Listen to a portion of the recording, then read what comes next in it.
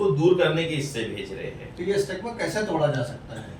Awareness जो आप लोग कर रहे हैं, ऐसे और प्लेटफॉर्म्स आने चाहिए लोगों में, इंस्टीट्यूट्स में, स्कूल में, गोइंग किड्स में, हर जगह पे जो है ये अवेयरनेस प्रोग्राम्स होने चाहिए।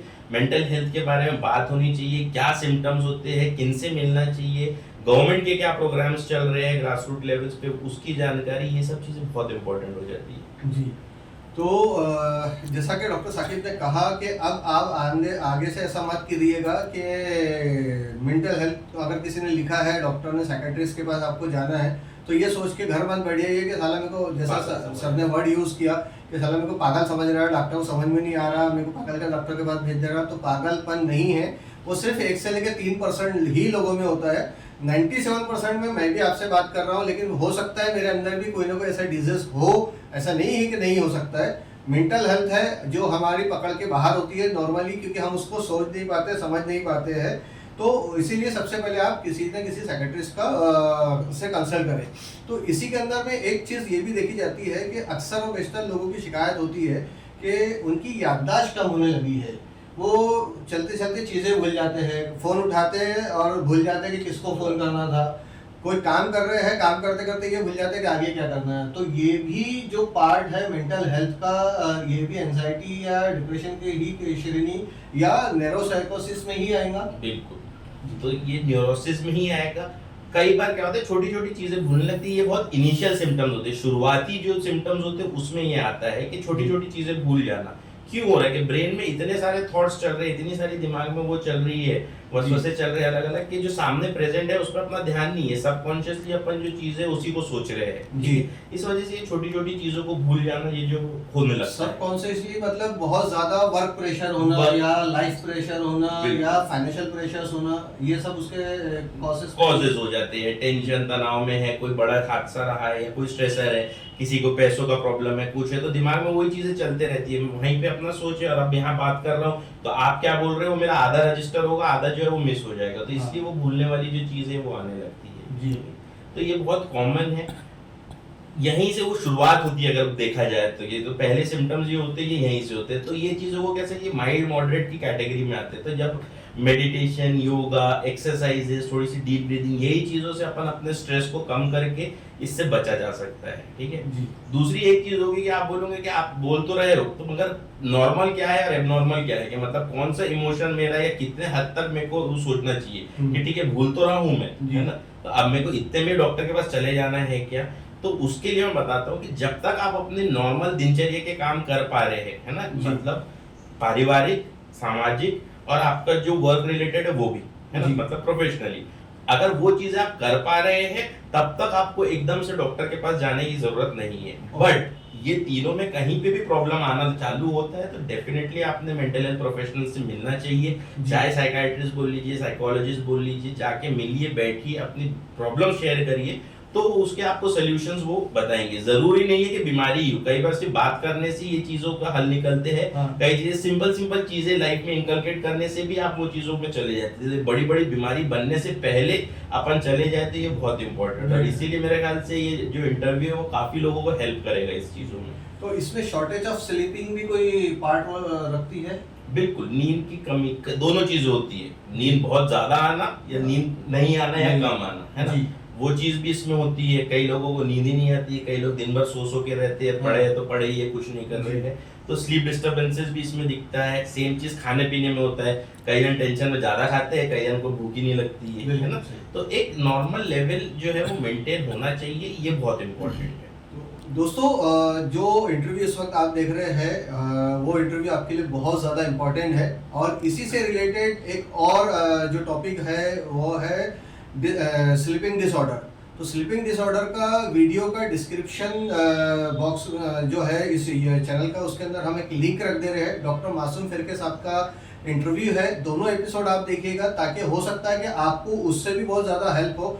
बेसिकली हेलो डॉक्टर के डिजिटल मंच का मकसद ही यही है कि आपको आपकी सेहत, आपकी बीमारी को आइडेंटिफाई करने और सेहत को अच्छा रखने में हेल्पफुल साबित हो सके। और हमारी कोशिश है ये कि ज़्यादा से ज़्यादा आप लोग खुद भी हेल्दी रहे, अपने घर वालों को हेल्दी रखें, क्योंकि समाज हेल्दी रहेगा तो देश हेल्दी रहेगा। समाज का मतलब आप और मैं हैं, डॉक्टर साहब है, अगर हमारी सेहत खराब है तो मतलब हमारा एटमॉस्फेयर, इन्वायरमेंट और हमारा मुल्क है तो तंदुरुस्त नहीं है।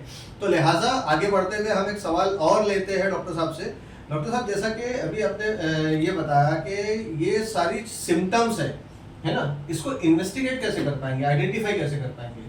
देखिए, यही एक सबसे बड़ा मेजर शायद ड्रॉबैक है हमारी फील्ड का, कि जी। हम पेशेंट को ये नहीं बता सकते कि हाँ फला जांच कर लो, उसमें वो पॉजिटिव आ अच्छा, कोई जाएगा। पैरामीटर टेस्टिंग नहीं है? बिल्कुल जी। होते हैं, but they are very expensive कि हम न्यूरोट्रांसमीटर लेवल्स को चेक करें या जी। फंक्शनल एमआरआईज करें, जो रिसर्च पर्पसेस के लिए डेफिनेटली होते हैं, but they are very expensive और उसका कोई सेंस नहीं बनता कि एक पेशेंट को सिर्फ डिप्रेशन, एंजाइटी ये प्रूव करने के लिए अपने को करें।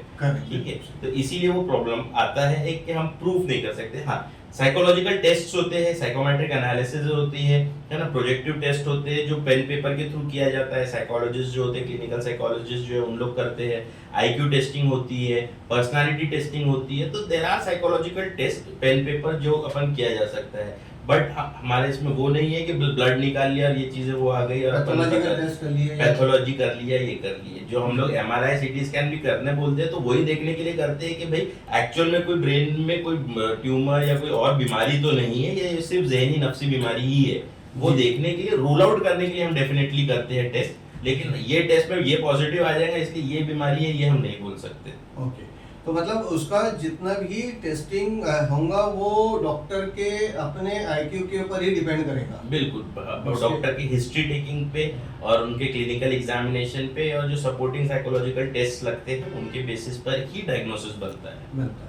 तो इसमें से कितना % चांसेस है कि ये सारी बीमारी 100% क्यूर हो जाए या कुछ हद तक की क्यूर हो जाए?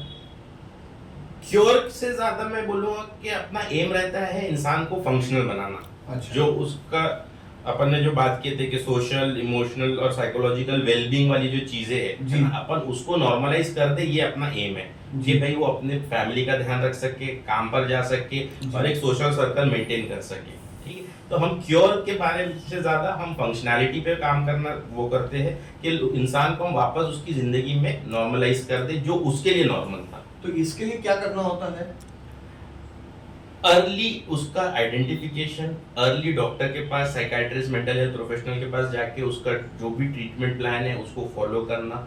मेडिसिन को लेके एक बहुत बड़ा हमारे इसमें वो रहता है कि भाई एक बार दिमाग की दवा चालू हुई तो जिंदगी भर ही दवा खाना पड़ता है, ऐसा नहीं रहता है। हर बीमारी की गाइडलाइंस है। आप अगर लगातार मेडिसिन खाए तो मेडिसिन जैसे साइकोसिस वाली चीजें भी, जिसको स्किज़ोफ्रेनिया या ये सब बीमारी है, ये इनकी भी जो मेडिसिन है 1 साल 1.5 साल में हम कोशिश करके कम करके बंद कर देते हैं, बट उसको बहुत धीरे धीरे टेपर करके कम करके बंद करना पड़ता है। ठीक है, सेम चीज डिप्रेशन, एंजाइटी में 6 महीने 9 महीने में अगर आप लगातार ट्रीटमेंट लेते हैं, जो आपको साइकोलॉजिस्ट, साइकाइट्रिस्ट लोग चीजें बता रहे हैं साथ में करने के लिए, वो अगर करते हैं तो धीरे धीरे वो मेडिसिन भी कम होकर बंद हो जाती है। जी।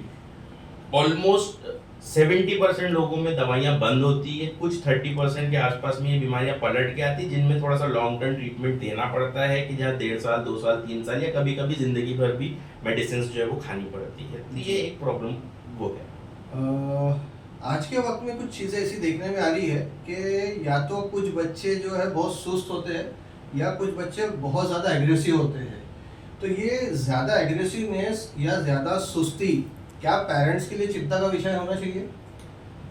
बिल्कुल, बच्चों में भी डिप्रेशन हो सकता है, जी। बच्चों में न्यूरोडेवलपमेंटल डिसऑर्डर्स हो सकते हैं, बच्चों में आप लोग हम सोचते हो अब अभी काफी उसमें चलता है, ऑटिज्म वाली चीजें बहुत ज्यादा चलती है सोशल मीडिया पे। हाँ। वर्चुअल ऑटिज्म हो गया, ऑटिज्म स्पेक्ट्रम डिसऑर्डर हो गया, जी। या एडीएचडी के बारे में लोग बहुत ज्यादा बोलते हैं, attention deficit hyper activity disorder के बारे में अपन लोग जो है वो बात करते हैं, है ना। तो ये अलग अलग बीमारियां हैं जो बच्चों में होती है। ठीक है, अधिक डलनेस, अधिक सो के रहना, डर के रहना, इरिटेबिलिटी, चिड़चिड़ापन, ये सब चीजें शायद डिप्रेशन की वजह से भी हो रही हो। ठीक है, एंग्जाइटी की वजह से हो रही हो, स्कूल में या यहाँ पे कोई प्रॉब्लम है, या जो बहुत ही ज्यादा एग्रेसिव है या तुरतुरे बच्चे हैं, है ना। तो यूजुअली पेरेंट्स क्या बोलते हैं, अरे मस्तीखोर है, बच्चे मस्ती नहीं करेंगे तो क्या होगा फिर, है ना। लेकिन अगर आपको ऐसा लगता है कि आपका बच्चा बहुत ही ज्यादा हाइपर एक्टिव है, एक जगह पे बैठता नहीं है, एक चीज लिया 2 सेकंड छोड़ दिया, फिर ये फिर छोड़ दिया, मतलब फोकस नहीं कर पा रहा है, अटेंशन नहीं है उसके ऊपर, है ना। जी। और बहुत जल्दी इरिटेबिलिटी है, गुस्सा आ रहा है, चिड़चिड़ापन आ रहा है ना। जी। तो ये अगर ट्रायड दिख रहा है तो ये बेसिकली एडीएचडी होने के चांसेस, जिसको हम attention deficit hyper activity disorder बोलते हैं, है ना, एडीएचडी। एडीएचडी। तो ये मस्तीखोर बच्चा नहीं है वो, क्योंकि अटेंशन उसका सही नहीं है, फोकस नहीं कर पा रहा है, इसलिए वो इतना तुरतुर है। जी। तो एडीएचडी जो है वो अर्ली स्टेजेस में पकड़ में आती है, तो साइकोलॉजिकल थेरेपिस्ट और ऑक्यूपेशनल थेरेपिस्ट की हेल्प से, मेडिसिन की हेल्प से डेफिनेटली इसको पूरी तरीके से ट्रीट किया जा सकता है। जी। तो दोस्तों, आपने डॉक्टर सैयद साकिब साहब से बहुत सारी जानकारियाँ सुनी, इस वक्त में समझी आपने। अब इन जानकारियों के आपको आधार बनाकर अपना सेल्फ एनालिसिस भी करते रहिए, अपने फैमिली मेंबर्स को भी ध्यान में रखिए, और अगर अपने आसपास नियर एंड डियरेस्ट में ऐसे कोई भी सिम्टम्स वाले लोग नजर आए तो बिला झिझके आप मेंटल हेल्थ पे बात कीजिए। आज का हमारा टॉपिक था जनरल मेंटल हेल्थ, और जनरल मेंटल हेल्थ में कुछ चीज़ों को हमने आपके सामने रखने की कोशिश की है। इससे रिलेटेड आपके अगर कोई भी सवाल है तो आप हमारे कमेंट बॉक्स में अपने सवाल रखिए, ताकि आइंदा फिर हम डॉक्टर साहब से आपके लिए वापस से वक्त लें और वक्त लेकर के आपके सवालों के जवाब लेके हमें आपको बताते रहे। देखिए, ये ओपन प्लेटफॉर्म इसीलिए रखा गया है ताकि कमेंट बॉक्स में लोग अपनी अपनी बात करें। अपनी बात करने से एक दूसरे के एक्सपीरियंसेस शेयर होंगे, एक दूसरे के एक्सपीरियंसेस शेयर होने से फायदा ये होगा कि किसी को कुछ, तो वो सारा कुछ कंपाइल करके हम फिर एक सेशन करेंगे और फिर से उस सेशन में आगे बात करेंगे। मेंटल हेल्थ एक बहुत बड़ा स्पेक्ट्रम है, एक ही वीडियो में, एक ही बार में, एक ही सेशन में कंप्लीट नहीं किया जा सकता है। इंशाल्लाह हम आगे चल के कोशिश करेंगे कि मेंटल हेल्थ की वजह से सेक्सुअल डिसऑर्डर जो होता है और जिसकी वजह से आज के वक्त में बहुत ज़्यादा डाइवर्सेस हो रहे हैं, उसको कैसे डायग्नोज किया जाए, आइडेंटिफाई किया जाए, ट्रीट किया जाए, उसके लिए हम इंशाल्लाह फिर से सर से कंसल्ट करने की कोशिश करेंगे। आज के वीडियो में हम यहीं पे हैं तो ख़त्म करते हैं, क्योंकि जो बातें जनरल मेंटल हेल्थ को लेकर एक कॉमनली आपको बताई जानी चाहिए थी, सर ने वो सारी कुछ बताई है। आप लास्ट कमेंट कोई देना चाहेंगे इसमें? एक सबसे इम्पोर्टेंट की जो स्टिग्मा है ना, झाड़ फूक इधर उधर, ये चीजों से पहले एक बार डॉक्टर से कंसल्ट कर लीजिए। आप बिल्कुल डेफिनेटली जाइए, पूजा पाठ हो गया, झाड़ फूक हो गया, कुछ वजीफे हो गए, जो है बिल्कुल कीजिए, बट डॉक्टर से भी एक बार सलाह ले लीजिए। आजकल सभी को अवेयरनेस है वो चीज़ों की, जो वाकई में आलिम या जानकार लोग होते हैं वो अपना काम करने के बाद में डेफिनेटली डॉक्टर के पास में रेफर कर देते हैं। तो वो चीज़ जानना बहुत ज़रूरी है। इससे रिलेटेड जो स्टिग्मा है, अंधश्रद्धा है, मिसकंसेप्शन है, इसको तोड़ना बहुत इम्पोर्टेंट जी। तो मैं चाहूंगा कि ये मेंटल हेल्थ अवेयरनेस मंथ होने की वजह से इस टॉपिक पे लोगों ने ज्यादा बात करना, सही इंफॉर्मेशन आप जैसे जो प्लेटफॉर्म्स है उसके थ्रू जनरल पब्लिक तक ये पहुंचना बहुत जरूरी है जी। तो दोस्तों, ये रहे हमारे साथ डॉक्टर सैयद साकिब साहब। पाइनियर माइंड केयर करके इनका क्लिनिक है, बैराम जी टाउन में, गोडवाना चौक पे ही इनका क्लिनिक है।